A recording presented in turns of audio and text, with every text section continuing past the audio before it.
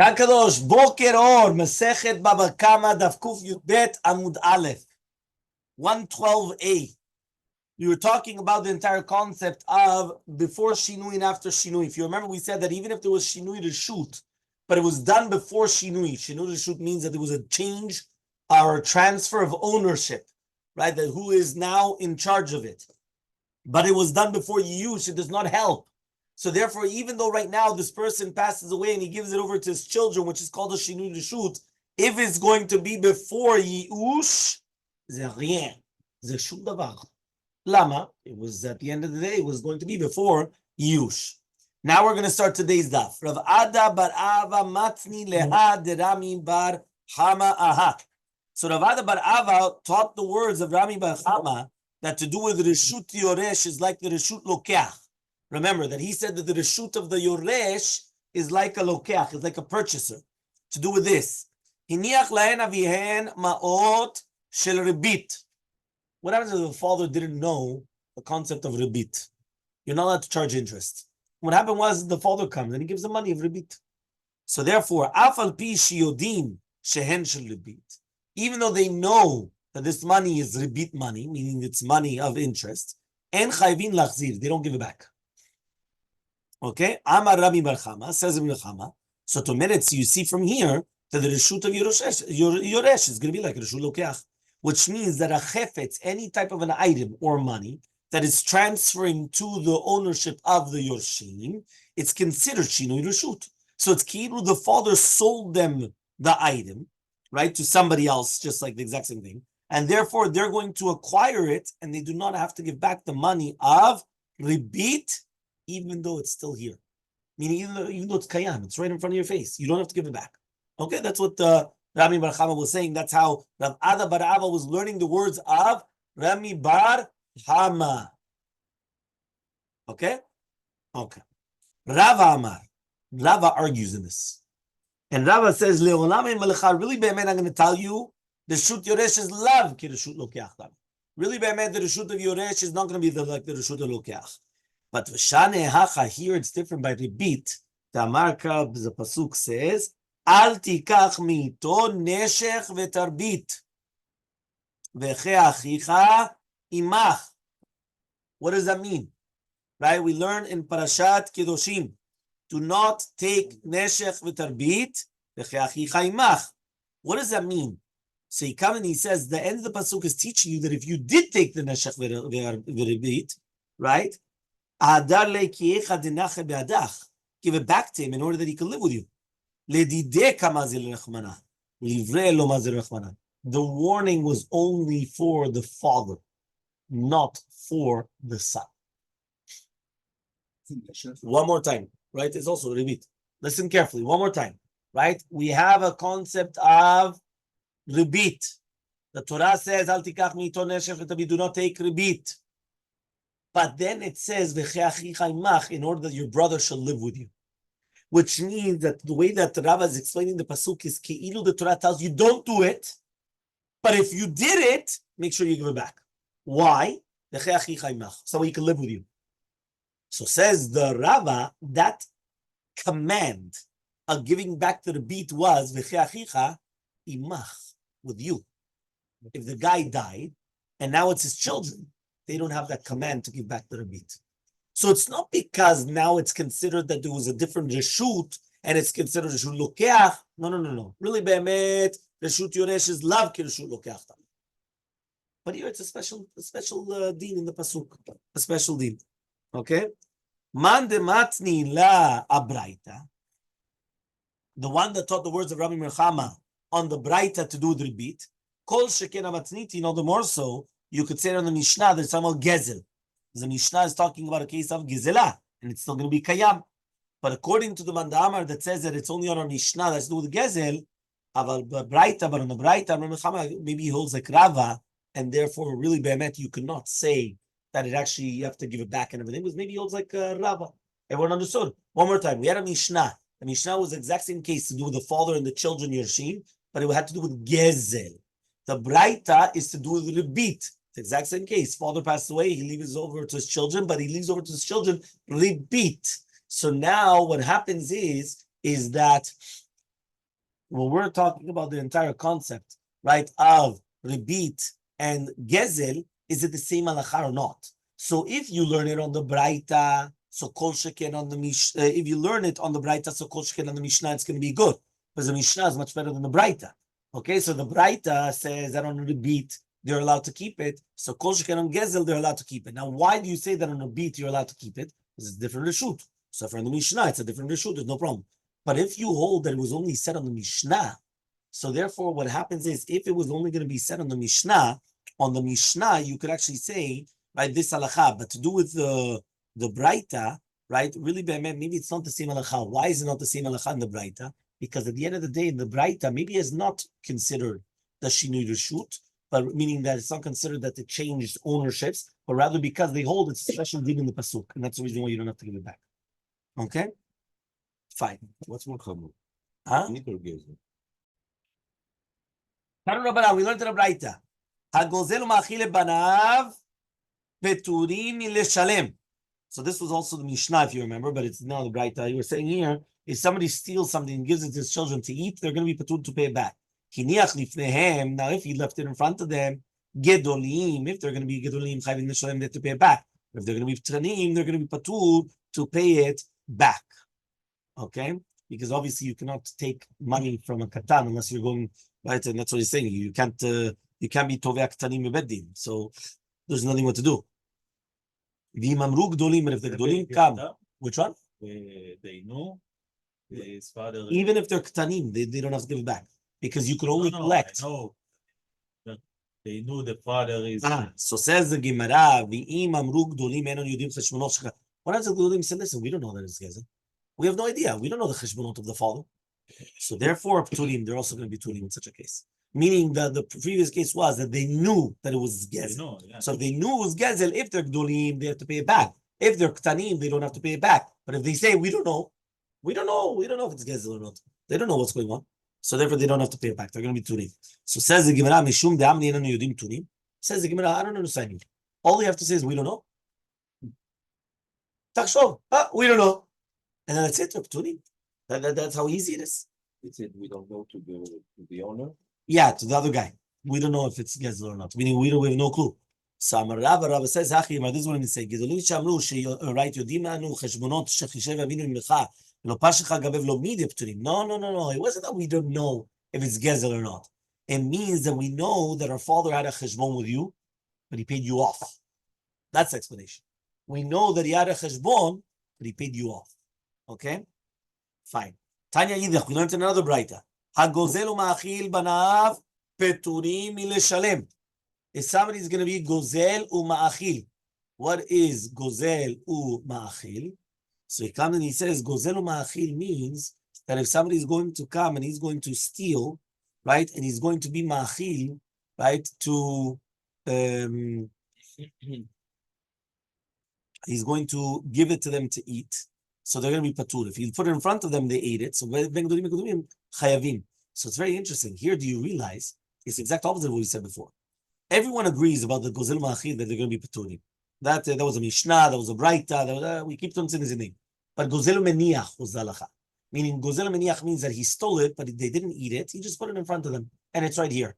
So therefore, it says here, now what happens if they ate it now? So whether it's going to be gdolim or ktanim, they're going to be chayavim. So says the Gemara, ktanim mechayav. Since when did you see that ktanim are going to be chayav? Ktanim are never going to be chayav. How does that work? So lo yehe ela de azik azuke. He says even if the nichnasim lechatzer and nigzal and they're going to be they're also pturim. A katan is patur. Yeah, obviously it depends because sometimes ktanim are pturim. Or chayavim, I understand. Because for example, here in the Bet Knesset, a katan is not supposed to come in. If a katan comes in, it's on dat aviv. And therefore, the father would be obligated to pay for the child. Okay, but if we're talking about in a public domain and a child does something with something else, you understand? So it all depends on what. No, meaning that the babysitting service is on condition that the father is always obligated to anything that happens with the child. You understand? It's not just throw the children in patur. Levanta? No. No. Kacha ze lo olech. Yeah, it has to be that they are obligated for everything the child does. You understand?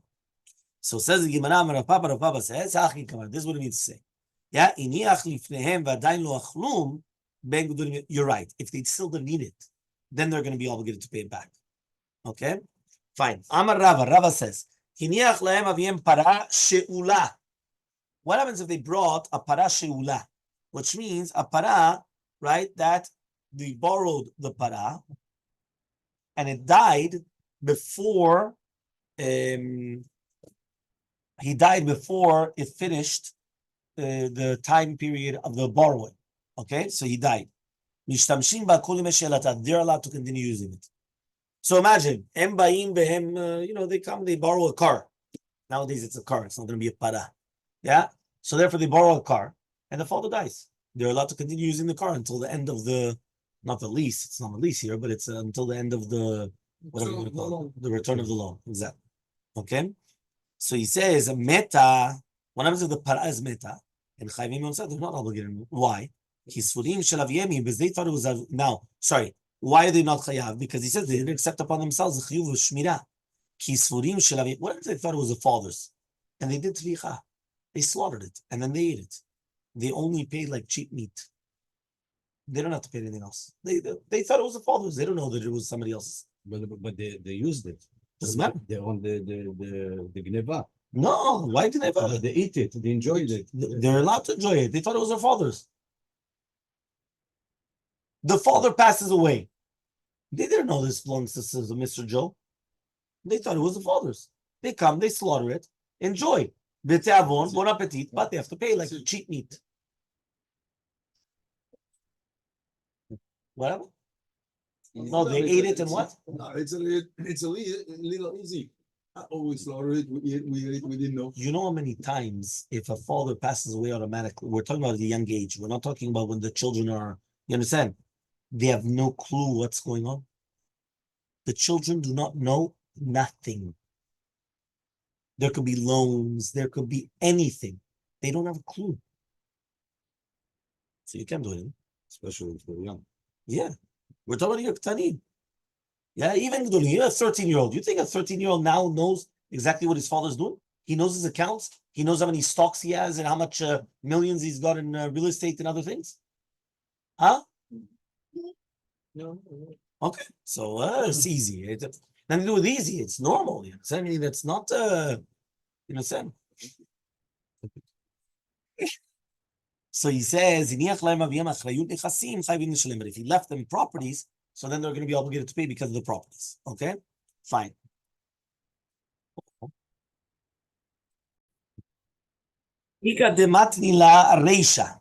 Some people, they explain this to do with the reisha. When the reisha says, and then if it died, so they're not going to be chayav in onsi.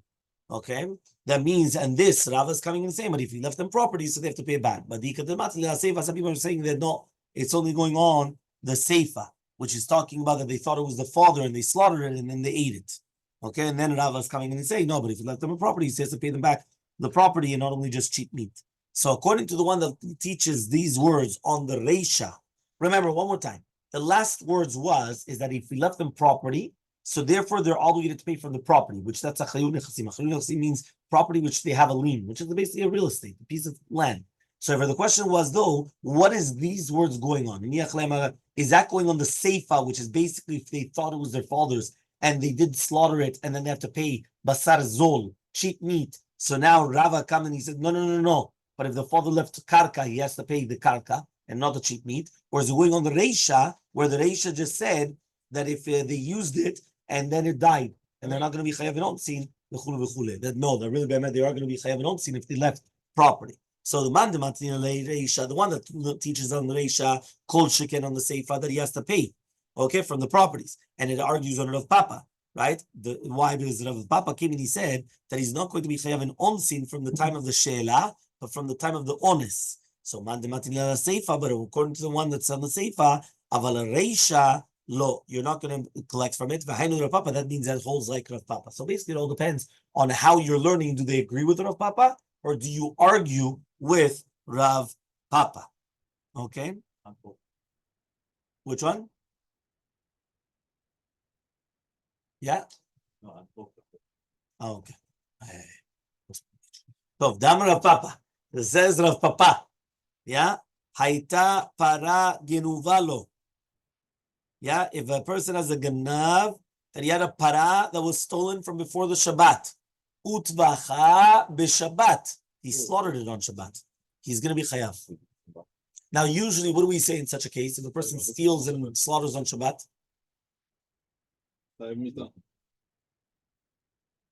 And therefore, patur from paying. Why? Right,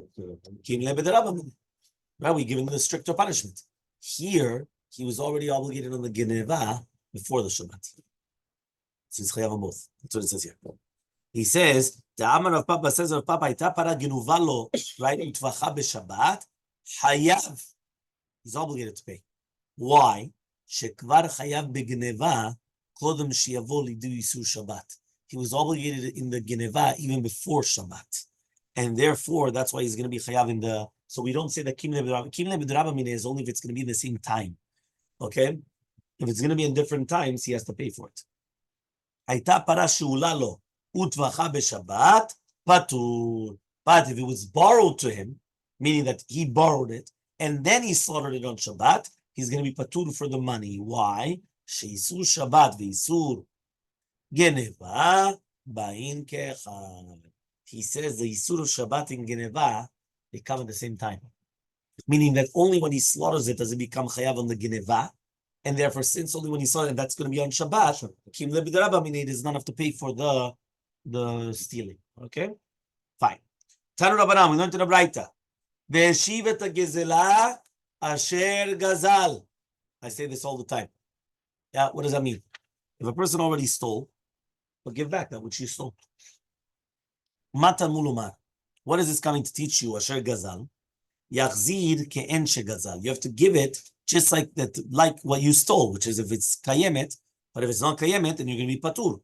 Bikar amrum, from here we say, gozel ma'achil b'anav pturim mishalem. Yichuvnem gedolim k'tarim chayvin, mishum sumchus amru gedolim chayvin k'tarim pturim. So basically from here we come and we start all the entire things about who's going to be chayav or patur. So basically, if it's me'en asher gazal, it's only if it's still here. So therefore, from here we understand that a gazel maniach, you're going to be patur from paying. Why? But since it's not kayam anymore, right? So therefore the gezel is not here, that which they sold, right? In yachlif nehem, if you put it in front of them, whether it's gedolim uktanim, they're going to be chayavin, okay? And if he, why? Because it's still here, so they have to be veshivat gazel, asher gazal. It's still right here. And Sumchu says no, the gedolim are going to be chayavin, and the ktanim are going to be peturim. Bar Chamua de Rabbi Yirmiyah tarak gale be'apeh de Rabbi Yirmiyah. This is the brother-in-law, okay? So this is the brother of the wife. Achi ishto of Rabbi Yirmiyah. He was a katan.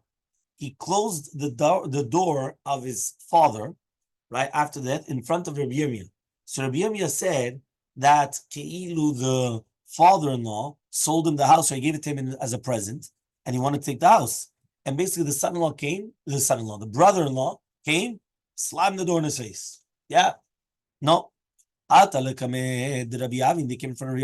said, Shelo hu. He is a yoresh of the father. So he's doing kadin. He's doing fine what he just did. He says, so what? But I have witnesses that I already had it during the lifetime of the father. He comes and he says, do you accept edim? Yeah, do you accept edim? He says, Shelo bifnei baldin. You cannot accept witnesses if it's not in front of the baldin. The baldin here is the child. The child is nothing. It's kidu, he's not here. So therefore, what does it help now to start coming and accepting, right, all these things? It doesn't help. Okay? Makes sense, yeah? Fine. So says the Gemara, Velo, you're going to tell me why you don't accept it? He says, Velo, he says, Vaktani men gdolim men ktanim, chayvim be taught whether it's gdolim or ktanim, they're going to be chayav. So Elmaleh, he says, Hare machloket sumchus betzidcha. He says, what? You're bringing sumchus beside you? Right? That kilu, I don't understand you. He says, in the same braita was brought down sumchus, that he says, you cannot be tovea katan. So Amar, he tells him, Ikapur kule alma vekai ke sumchus lafku edidi. He says, what? Torchim kulam, everyone holds like sumchus in order to take it away from me? Yeah? So the Hachi, Yigalgal Minta, during this time it started coming. So he came to Rabbi Avu. Amar, he said, Lo shmiya lechuhad Rav Yosef bar Chama. Amar Rav Yoshia, why you didn't hear Rav Yosef bar Chama name Rav Yoshia? Amar Rav Yosef bar Chama name Rav Yoshia, Tinok shetakaf ba'avadav. Hakatan, he takes the avadim. V'yarad letoch sadeh shel chavero. And he goes into a field of his friend. And he says, Shaliu, this is mine. En omrim, we're not going to say now, Namtinat she'yagdil. We're going to wait until he gets older. Elo motziin miyado miyad, but rather we take it away from him now. U'sheyagdil, when he becomes older, yavi adim, he brings adim. Venire, and then we're going to see. So basically what he's trying to say is, just like over there, imagine right now, a katan, the father passes away, a katan comes with his adim, goes into your field, this is mine. Now what are you going to say? You're going to say, listen, katan, we can't do anything, let's just wait. Ah, it's your field. Get him out of there. And then when he becomes a gadol, then let's speak. Then venire. So same thing. If Rabbi Yirmiyah already was machzik in the house, and now comes a katan and he throws him out of the house, he locks the door in front of him. It's a good brother-in-law. Yeah? So what happens? So question, so what? He has to come and he has to, no, get him out of there. And then when he becomes a gadol, then let's speak. Yeah? This is what we should have done in Palestine. Instead of that, we let them. There's a Gemara midam. Can you compare both cases? There, he never had a chazakah of the father. So therefore, this katan is coming into somebody else's field and trying to take it away from him. So that's why you take him out. But here, he has a chazakah that this belongs to his father. So even though you want to come now, but you're taking that out of the chazakah, so you can't compare both cases. So, Amar Ravashi, Amar Rabbi Shabtai. Says Ravashi in the name of Rabbi Shabtai. Mekablim edim shelo bifnei baldin. They're going to accept edim not in front of the baldin. Okay? So Taiba, Rabbi Yochanan comes and he starts thinking, since when do we do such a thing? Imagine right now you're going to accept witnesses and you can't say anything.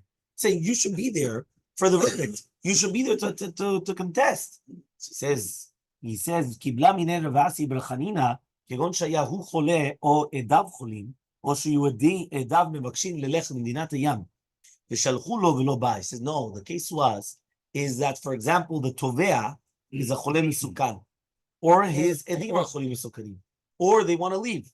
So he comes and he tells the Baldin, come to Bedin, and they didn't show up in court. So in such a case, they accept the testimony, even though the guy is not there. So another halacha, Amar Avidim Shmuel, Mekablim edim shelo bifnei baldin. You do accept the edim, not in front of the baldin. So Amar Mukva, the edim for Shmuel, to me was explained that which Shmuel just said. Kegon, for example, the patchu lo li bedinei. They opened up the case. Veshalchu le velo ata. He didn't come. Aval lo patchu belev. They didn't open it up. Matzima, you could say, Ana le bedina gadol azina. I'm going to bedina gadol. Which means the concept is that if they already opened up the case, then for sure you should have come. You didn't come. It's your loss. You understand? You have a lawsuit against you. You don't show up. That's your tough luck. But if they never actually if they never open up the case, he could just say, no, I'm not coming to this little court. I'm coming to Betin Gadol. So therefore they can't accept it without him. Okay? Next. Says one thing, but if they open up the case also, he could just say, I'm going to the Betin Gadol. He says the Tovea already has a paper from the how do you call this? From the Bedina Gadol. And therefore, since he has what is it called? Supreme. No, but what was it called? The Diska. It's like a paper which is a kilu that they it's basically like a document that he has to judge in front of them. License. A license it's called? Yeah, okay. A license.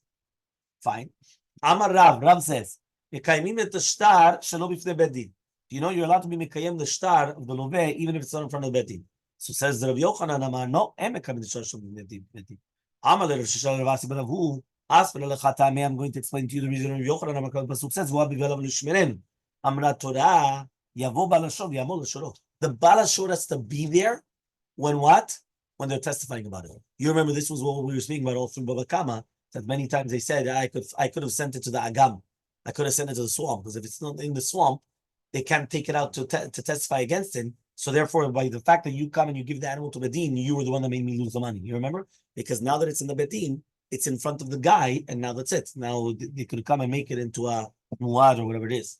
So Amar Rava comes and he says, Hilchuta, what's halacha? Ekayim et asher shlo b'fnei baldin. Va'afilu omed letzorech. And even he's screaming that it's mizuyaf and everything, doesn't matter. We come and we're going to verify, right? Authenticate the document. If he's going to say, if he's going to say, no, give me a little bit of time as I'm going to get wedim, so we give him a little bit of time. If he comes, if he doesn't come, we're going to wait another 3 days. If he doesn't come, so then we're going to write the shtar nidui on him. He doesn't want to pay back the debt. Okay, so we wait him. We wait for him. For Tishim Yamin, for 90 days. The first 30 days, meaning once we already come and we already write a shtar nidui because he doesn't want to pay back his debt. So for 90 days, the first 30 days, we don't go to his properties. He's probably getting money to pay back. The middle also not. Because we're going to say, so maybe he's trying to sell something because he couldn't find to borrow. So he's selling. But last 30, we don't go down. He himself was trying to get the money, and if he doesn't come after 90 days, we're going to write a psak din. The malve could go and take whatever he wants from the field, right, as for his chol. So it's mamash, no jokes. Yeah? Similar to the loans of today. He has a grace period. And then that's put it. him in default, but he has a grace period, and then after the grace period, then They collect. Foreclosure. One of these words, the Amar Atina, only if he says, I'm going to come to Din. Aval Amar, but if he says, I'm not going to come, La'alta Katvina, then immediately they write it down. Meaning, this is only if he was showing that I'm actually coming. But if he's going to come and he's going to say, no, I didn't come, so therefore it doesn't help. One of these words, Bemilve, Tudomilve, Aval Bepikadon, Lealtar Katvinan. But for a Pikadon, immediately we're going to write it. He says, but 1 second, when are we going to write this on Karka? We're not going to write it. Maybe he's just going to come and he's going to eat, right, from the Malveh. And he's going to come and he's going to make the shtar not good. He can't collect anything. But if he does have properties, we actually write it. So says the Gemara, it's not true. We never write this paper. How do you call that paper that you come and you're able to collect? Is there a special name for it? David? Seizure laws. Oh, okay. It's like a seizure. Like it's basically you're allowed to seize the property. Okay, so it's a seizure. Okay, fine. So therefore, you come and he says you never write this adrachta on metaltalin. Even though he does have karkaot, chashinan shema tachsif, because we suspect maybe it's going to become bad and it's going to go down, and then the loveh will not have what to collect. When are you going to write this paper? So when they're going to write it, they're going to tell him. One of these words that they're going to tell him, right? Sorry, this is only going to be when it's going to be that he's very close by. But if it's going to be rachok, we don't even tell him. But if he's very far away, but he's got family members, or there's caravans that go there, right? They're going to leave him even 12 months. Right? They're going to leave him a year. Until they